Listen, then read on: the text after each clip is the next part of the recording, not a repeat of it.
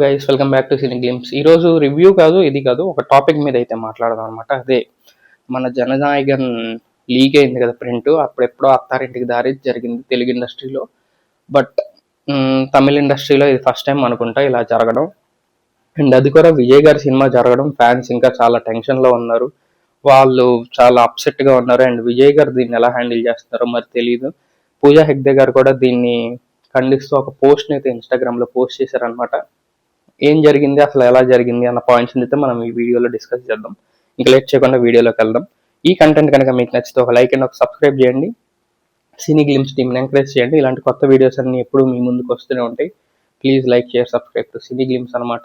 ఇంకా లేట్ చేయకుండా ఫర్దర్గా డిస్కస్ చేసుకున్నాం ఈ టాపిక్ నుంచి. Let's go. So Jana Nayagan movie అయితే లీక్ అయిపోయింది. ఆల్మోస్ట్ సినిమా అంతా వచ్చేసింది.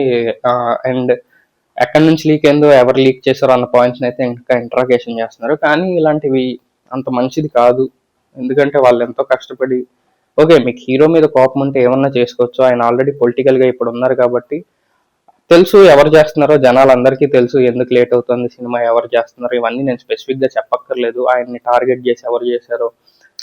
నేను ఆయనకి పెద్ద ఫ్యాన్ కాకపోవచ్చు, కానీ యాజ్ యాక్టర్గా నేను ఆయన సినిమాలు చూస్తాను, ఆయన సినిమాలు అభిమానిస్తాను. బాగుంటే ఇలాంటి చెత్త పనులు పాలిటిక్స్లోకి వచ్చారని ఇలాంటి చెత్త పనులు చేయడం ఎంతవరకు కరెక్టో కాదో తెలియదు. బట్ ఇది సేమ్ తెలుగులో కూడా అత్తారింటికి దారేది అప్పుడెప్పుడో మహేష్ బాబు గారి అర్జున్ సినిమాకి జరిగినప్పుడు టాలీవుడ్ అంతా యునైట్ అయ్యి దానికి ఆపడానికి చాలా ప్రయత్నించారు. బట్ తమిళ ఇండస్ట్రీలో అలాంటి ప్రయత్నాలు ఏమీ జరుగుతున్నట్టు నాకు అనిపించట్లేదు. అలాంటివి ఎక్కడ కూడా చూడట్లేదు. అందరూ ముందుకొచ్చి దీన్ని ఆపాలి అని చెప్పినట్టు కూడా విజయ్ గారు ఆయన ఒక్కళ్ళ నుంచి ఆయన ఒక్కళ్ళే పోరాడుతున్నారు.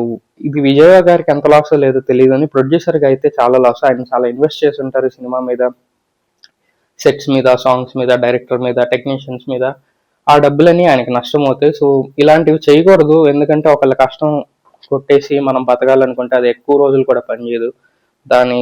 దానికి రెలవెంట్ కాన్సిక్వెన్సెస్ అన్ని వెంటనే మనకు వస్తాయి. చేసిన వాళ్ళు ఎవరో కానీ చాలా తప్పు చేశారో ఆయనకి చాలా పెద్ద పనిష్మెంట్ ఇవ్వాలి. అండ్ విజయ్ దేవరకొండ గారు కూడా సపోర్ట్ చేస్తూ ఒక స్టేట్మెంట్ అయితే రిలీజ్ చేశారు.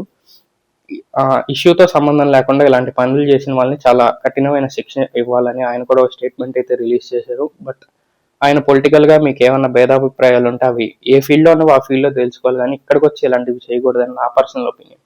మీకేమనిపించింది కింద కమెంట్స్లో చెప్పండి.